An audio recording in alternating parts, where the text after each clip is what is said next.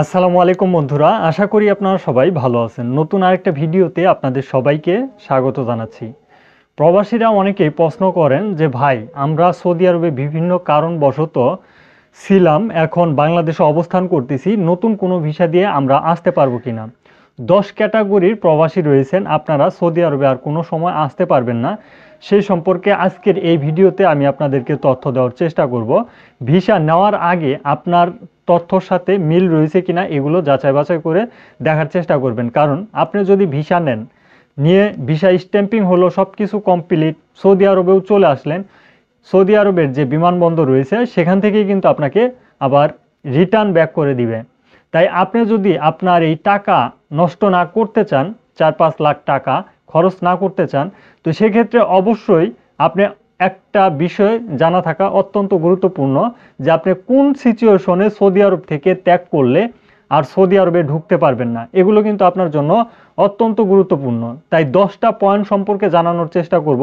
এই 10টার সাথে যে কোনো একটা পয়েন্ট যদি আপনার মিলে যায়, সেক্ষেত্রে আপনি আর সৌদি আরবে কোনো দিনও আসতে পারবেন না।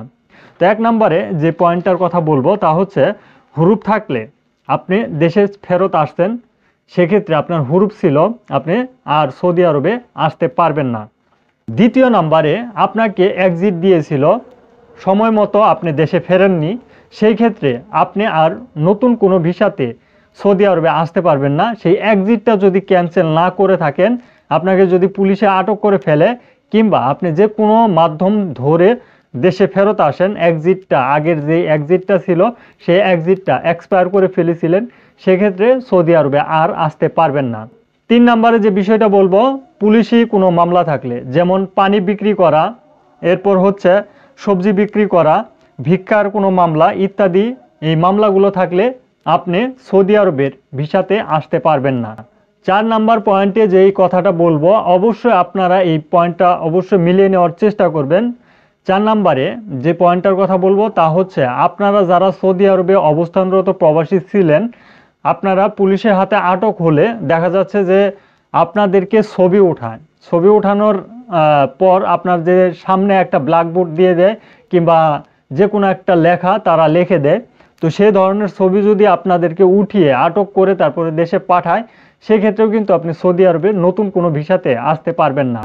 5 নম্বরে যে পয়েন্টটা বলবো, আপনাদের অনেকের মক্তব আমেলের মাধ্যমে আটক করা হয়েছে, আপনারা মক্তব আমেলের মাধ্যমে আটক হয়ে দেশে ফেরত চলে আসছেন, সেই ক্ষেত্রেও কিন্তু আপনি 3 বছর এবং 5 বছরের ব্ল্যাকলিস্ট কিংবা এর চাইতেও বেশি দিনের ব্ল্যাকলিস্টে থাকেন, আপনি সৌদি আরবে আসতে পারবেন না। সেই ক্ষেত্রে আপনাকে জাওজাত একটা পিন উঠাতে হবে, সেই পিন উঠিয়ে দেখতে হবে আপনি সৌদি আরবে বর্তমানে আসতে পারবেন কিনা। সেই পিনটের মাধ্যমে কিন্তু আপনি জানতে পারবেন।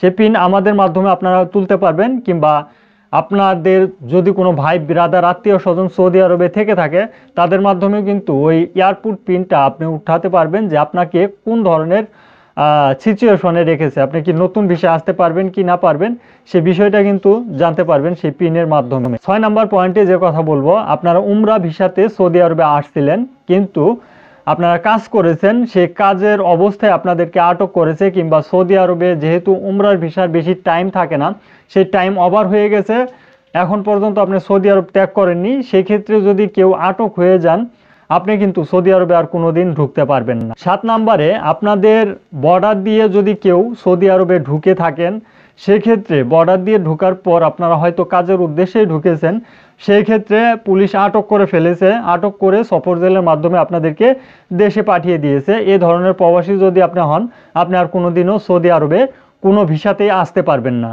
8 নম্বরে, কোনো প্রবাসী যদি কোনো মাদকের সাথে জড়িত থাকে, কিংবা মাদক ব্যবসা নিয়ে সৌদি আরবে জীবনযাপন করে, কিংবা সেই সিচুয়েশনে যদি আটক হয় কোনো প্রবাসী মাদক নিয়ে, সেই প্রবাসীরাও কোনো দিন সৌদি আরবের কোনো ভিসাতেই আসতে পারবেন না। উমরা ভিসাতেও আসতে পারবেন না, ভিজিট ভিসাতেও আসতে পারবেন না, পাশাপাশি কাজের কোনো ভিসাতেও আপনি আর আসতে পারবেন না। 9 নম্বর পয়েন্টে, অনেক প্রবাসীর সাথে মারামারি করেন, কিংবা বিভিন্ন ধরনের ঝগড়াতে লিপ্ত থাকেন, সেক্ষেত্রে পুলিশ ধরে অনেক সময় পাঠিয়ে দেয়, আর পুলিশ ধরে যদি ওই ধরনের সিচুয়েশনে আপনাদেরকে পাঠিয়ে দেয়, আপনি আর নতুন কোনো ভিসাতে সৌদি আরবে আসতে পারবেন না।